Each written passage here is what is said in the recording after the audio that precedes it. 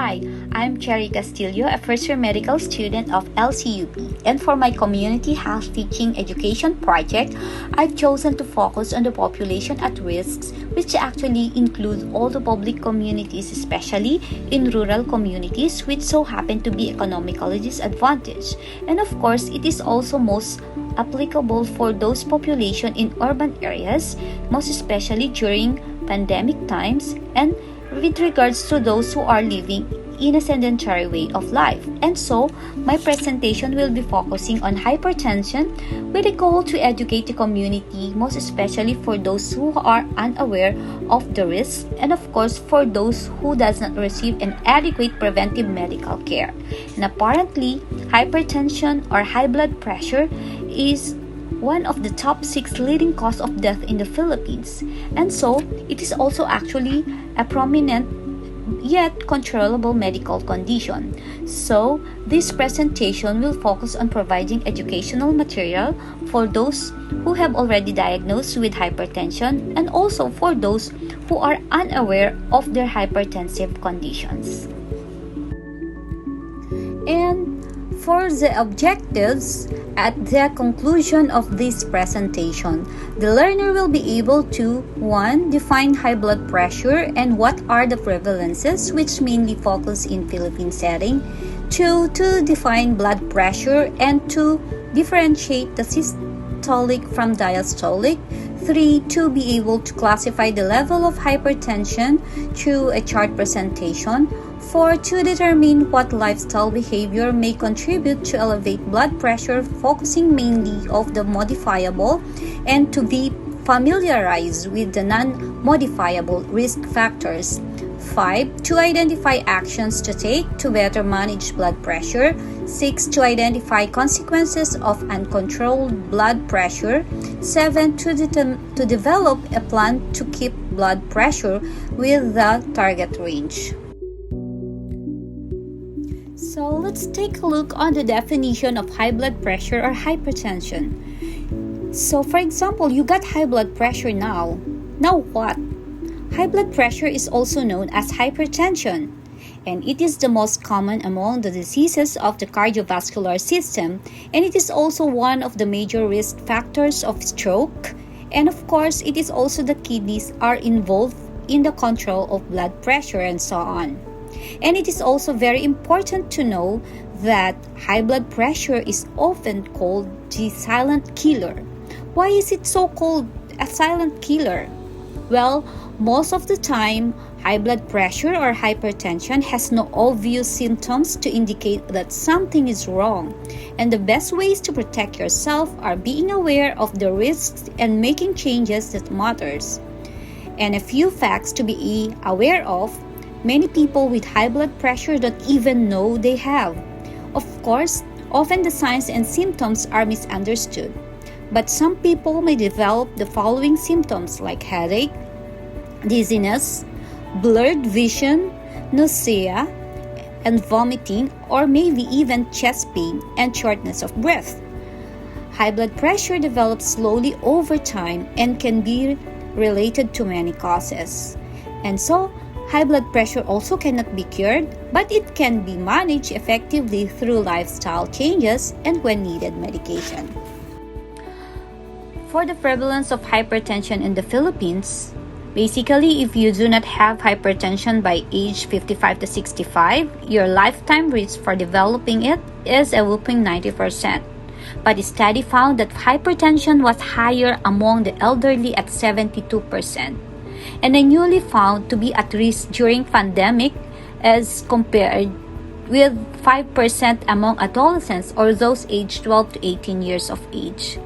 As a matter of fact, according to the Philippine Heart Association or PHA survey as of 2021, it's been very common to the 5% adolescents ages 12 to 18 years old have developed high blood pressure.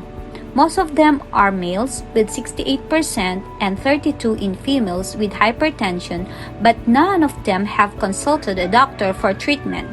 One of the major reasons why there is an increased number of hypertensive among adolescents is due to pandemic. because of their limited physical activities during lockdown, and most of their activities are done online. So indeed, this is very alarming. Dr. George Season said the fourth PHA report on the study of hypertension, Prev.Med, involving 2,796 participants across 13 regions was conducted from January to April this year. This year's 37% hypertension prevalence is the highest recorded since 1992. Prevalence was 52% among men and 48% among women. And previous Prev.Med surveys found hypertension prevalence at 22% during 1997 to 1998, and 21% in 2007 and 28% in 2013. So data from a nationwide registry and the National Health Expenditure Survey also showed 11% prevalence in 1992 and 22.6% in 2003. So there is an increased number of having a hypertension in the Philippines as of 2021.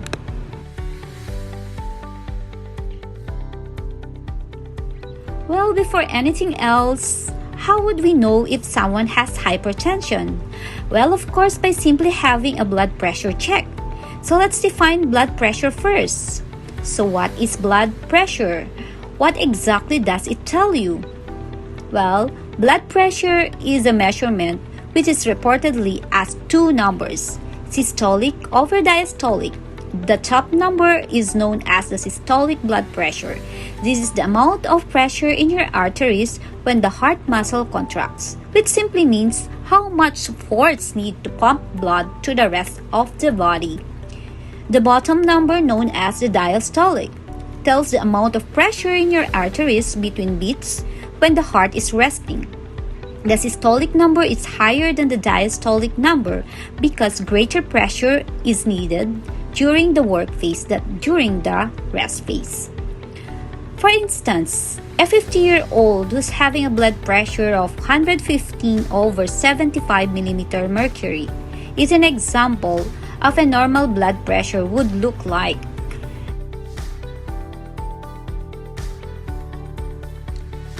So let's take a look on the hypertension classification chart.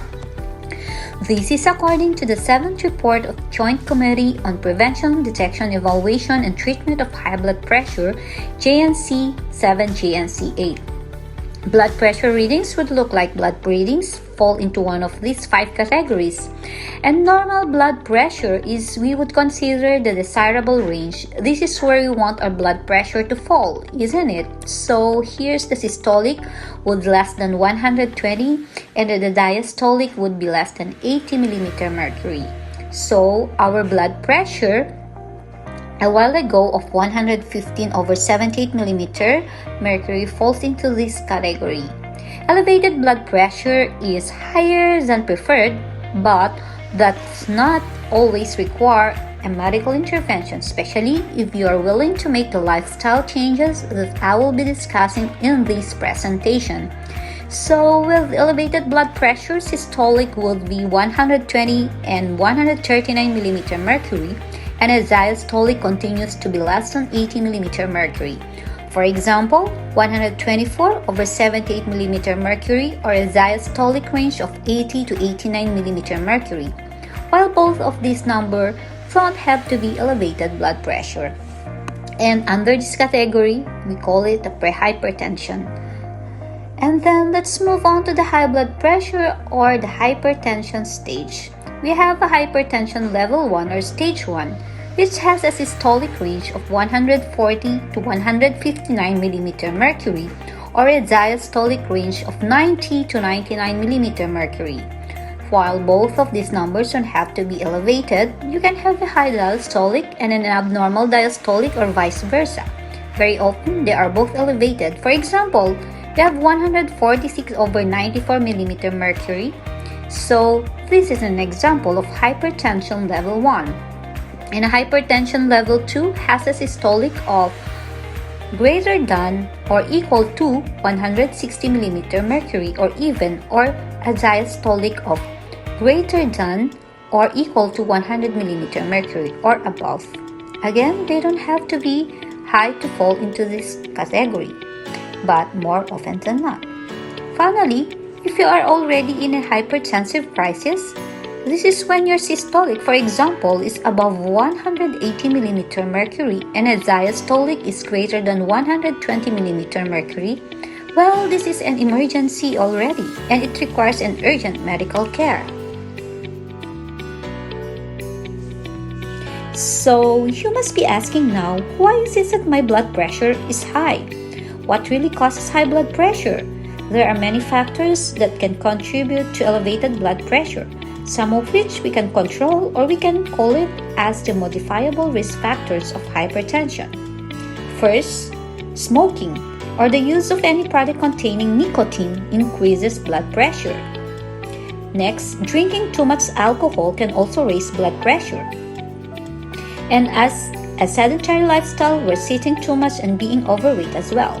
This is pertaining to obese people with an above normal BMI, which is taken from the waist to hip ratio parameter.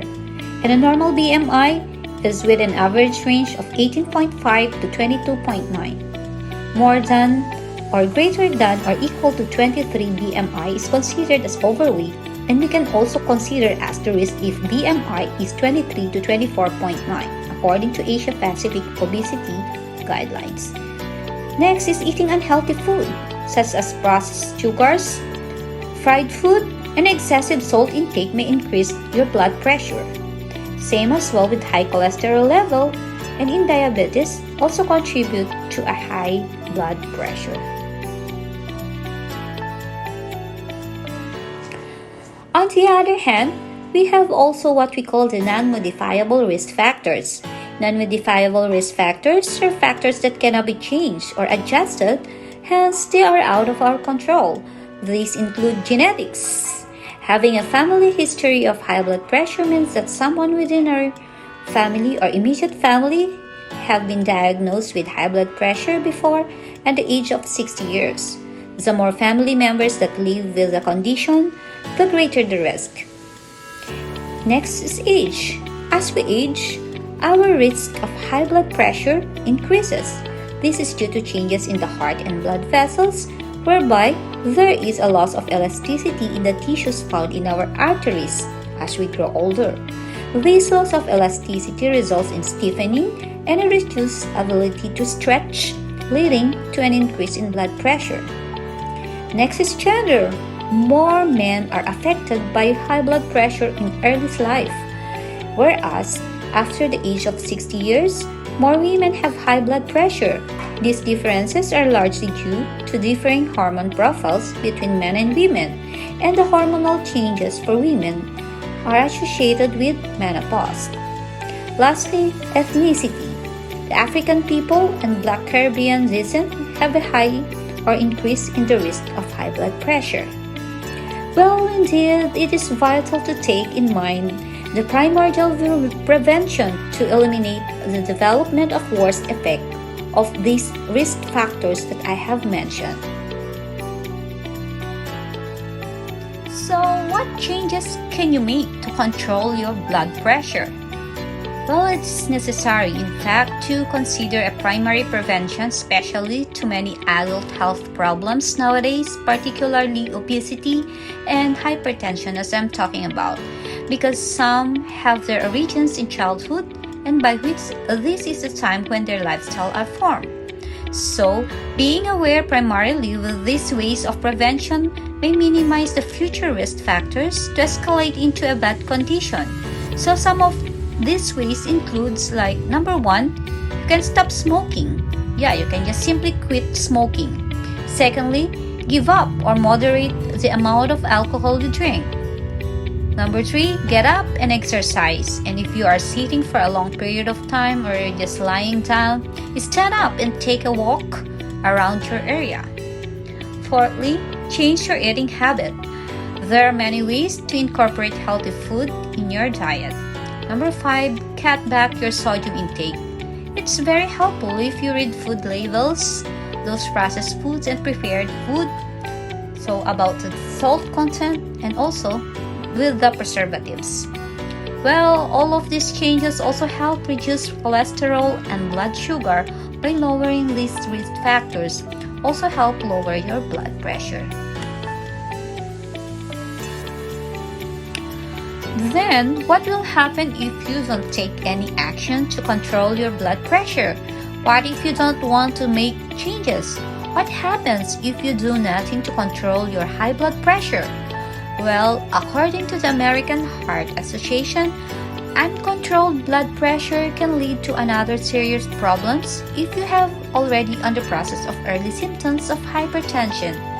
Because when high blood pressure puts excess pressure on your blood vessels, especially in the brain, this can cause vessels to burst and become clogged. Either of these can result to what we call a stroke. On the other hand, elevated blood pressure strains the vessels in the eyes, which can also cause loss of vision. Next, excess pressure can also cause the heart to enlarge, which decreases its ability to pump blood to the rest of the body, and this is called heart failure. Take note that heart failure is different from heart attack, which is when the arteries in the heart becomes blocked and can no longer pump blood to that area of the heart, so it no longer functions well. Next, high blood pressure damages the kidneys also. When the kidneys become damaged, of course, they can no longer effectively filter the blood. And finally, sexual dysfunction presents as an erectile dysfunction in men and a low libido in women. And this is due to an inadequate blood flow to the genitals. Therefore, it is very important to take a secondary prevention to minimize the progression or complication of the hypertension that can lead to a long disability in the future or even the possible adverse effect that just have mentioned. So, then what is the next thing to do? Then, what have we learned so far? So after all these discussions, what is our takeaway? Now let's make a plan. First, we want to make a plan to stop smoking. You may visit a doctor and discuss any options with your doctor, or you may join a support group. Second, limit the amount of alcohol consumptions. We have recommended servings per day for women, 0 to 1 servings per day, and for men, 0 to 2 servings per day. Third, get out and exercise. Take a brisk walk for at least 30 minutes per day or aerobics exercises 90 minutes 3 times per week. So just get up and move your body. Fourth, start eating healthy. Try to eat a variety of colorful fruits and vegetables every day. Grilled or steamed food is healthier than fried food. Eat lean proteins such as fish, chicken, eggs, nuts, and low-fat dairy like yogurt, but you have to check the label of the items before buying it. Fifth, do not have more than 15,000 milligrams of salt in a day, or according to the WHO, recommended for adults to consume less than 5 grams or just under a teaspoon of salt per day. Then limit sweets and refined sugars. It is very important to read labels and make wise decisions. 6. Take a prescribed medication from your doctor every day if you are in maintenance medication. Lastly, as a reminder, do not stop taking your blood pressure if your blood pressure becomes normal. This means that your medication is doing its job. And if you have made these lifestyle changes and you notice that your blood pressure is consistently high, talk to your healthcare provider and follow their advices. Well, as I end my presentation, I would like to share this pamphlet with you. The Philippine Society of Hypertension has this program, Apat Dapat, Dapat Lahat, para sa malusog at mahabang buhay. It has 4 categories, which is categorized in a simple steps to follow. Well, let's take a look of it. And then thank you for participating in this presentation. I hope it's given you some valuable information that will help you live your best life. This is Cherry Castillo saying that an ounce of prevention is better than a pound of cure. Thank you.